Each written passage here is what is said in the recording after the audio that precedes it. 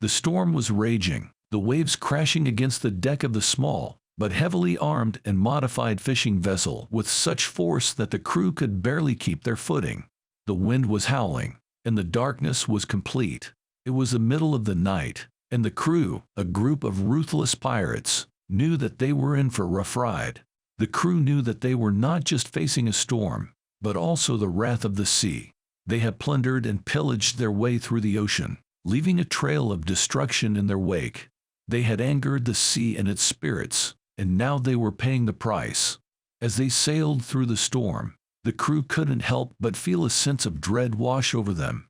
They knew that they were being hunted by something far more dangerous than the storm. As they sailed through the storm, the captain of the vessel, a notorious pirate known as Blackbeard, ordered his crew to check the radio and flare gun. He knew they might need them. The radio was damaged beyond repair, and the flare gun was out of flares. They were stranded in the middle of the ocean, with no way to call for help. But as they sailed through the night, they suddenly heard a strange noise coming from the darkness ahead. At first, they thought it was just the wind, but as they got closer, they realized that it was the sound of a ship's horn.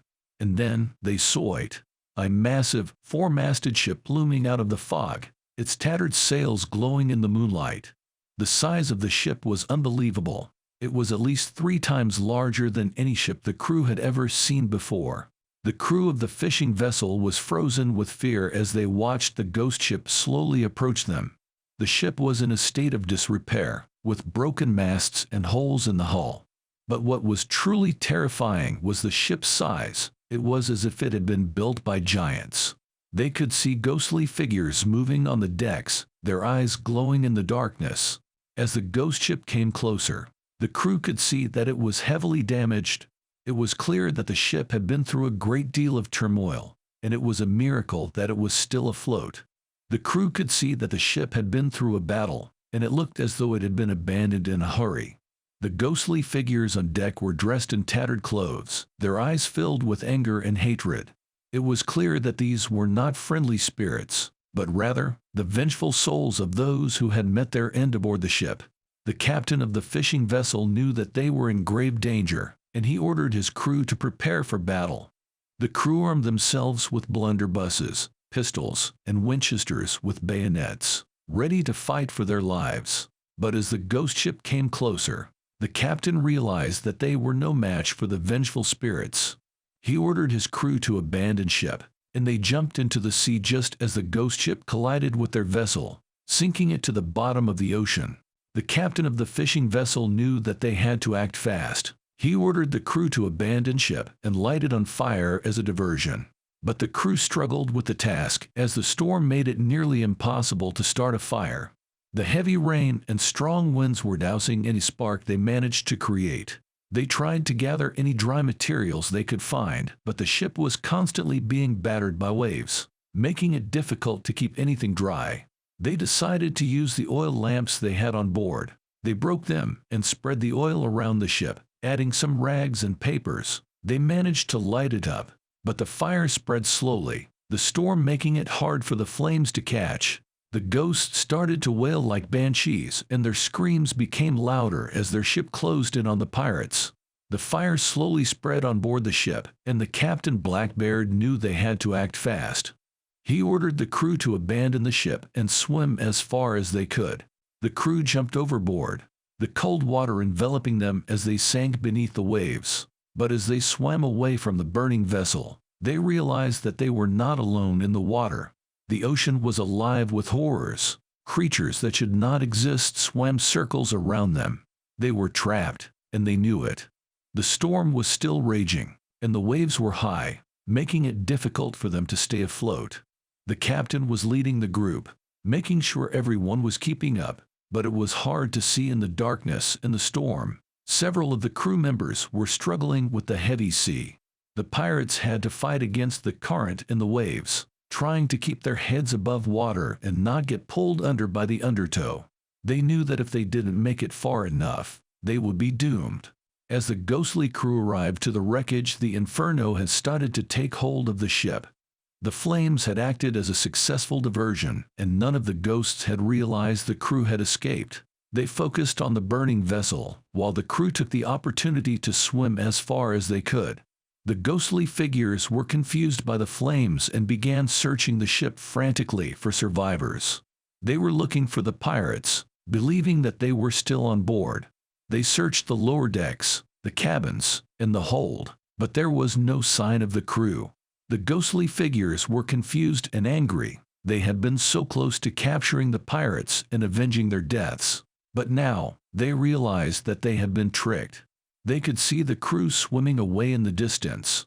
As the pirates swam away from the burning wreckage of their vessel, they could hear the ghostly figures aboard the ghost ship shouting and searching for them. The captain, Blackbeard, knew that they had to put as much distance between themselves and the ghost ship as possible, but the storm and the rough seas made it difficult to swim. Just as they thought they were safe, the ghost ship suddenly turned around and began to hunt them down. The pirates could see the glowing outline of the vengeful spirits aboard the ship, and they knew that they were in grave danger. Moreover, the pirates were overcome once again with an overwhelming sense of dread as they saw one of their crewmates eaten by one of the sea monsters. Captain Blackbeard fought bravely against the sea monster that circled him in the darkness, but it was a losing battle. The monster was too powerful and too relentless. Blackbeard's crew watched in horror as their captain was dragged beneath the waves. But even as Blackbeard's body was tormented by the sea, his spirit remained determined. He fought on, using all of his strength and all of his cunning to evade the beast's grasp. But in the end, it was not enough. The monster was too strong, and Blackbeard's body was consumed by the beast's massive jaws. As Blackbeard was consumed by the beast's jaws, his spirit rose from his body, a ghostly apparition of his former self. He was filled with rage and determination. His crew was still in danger, and he would not rest until they were safe. Blackbeard's ghostly form returned to his crew, who were still fighting for their lives against the ghost ship. The ghost ship, sensing Blackbeard's powerful presence, used their powers to force him onto their ship. Blackbeard tried to resist, but their pull was too strong. Once aboard, he was confronted by the ghost captain. Blackbeard knew that he had to defeat the ghost captain in order to save his crew. He challenged the ghost captain to a fight, and a fierce battle ensued. The fight was intense. Both captains were powerful and skilled, but Blackbeard's determination made him overconfident and gave the ghost captain a chance to attack. The ghost screamed once again like a banshee, and his ghostly crew joined in. Their combined power was too much for Blackbeard, and while his ears ruptured, he was banished to 1,000 years of pain and suffering. The pirates watched on in horror. The first in command decided to take the lead as the new captain and instruct the crew to a nearby rock jutting out of the sea. But as they approached, they realized that the rock was not a rock at all, but one of the sea monsters they had been trying to escape. However, this monster was different. The sea monster was massive, dwarfing even the ghost ship that had been chasing the pirates. Its body was covered in rough, jagged scales that looked like they had been carved from stone. Its head was shaped like a jagged peak, with two glowing eyes that seemed to stare deep into the souls of the pirates. The monster's jaws were enormous, capable of easily consuming a ship whole. Its fins were jagged and sharp, and its tail was long and powerful, thrashing about in the water with enough force to create waves that could capsize a ship. The pirates were terrified as they saw the monster looming up before them, but strangely, it seemed to take pity on them, roaring towards the ghost ship and scaring the spirits away. As the ghost ship sailed away, the remaining pirates were left stranded in the middle of the storm. They clung together away from their sunken vessel, their minds racing with fear and uncertainty. The waves continued to crash against them, and the wind howled in their ears. They had no idea if they would ever make it out alive. Just as they had begun to give up hope, the massive sea monster that had scared away the ghost ship returned. The pirates could hardly believe their eyes as the beast approached them, its massive body towering over them. But instead of attacking, the monster seemed to take pity on the struggling pirates. It let out a deafening roar and used its massive body to shield the pirates from the worst of the storm. With the monster's help, the pirates were able to make it to a nearby island, where they were finally able to take shelter. They were alive, but just barely.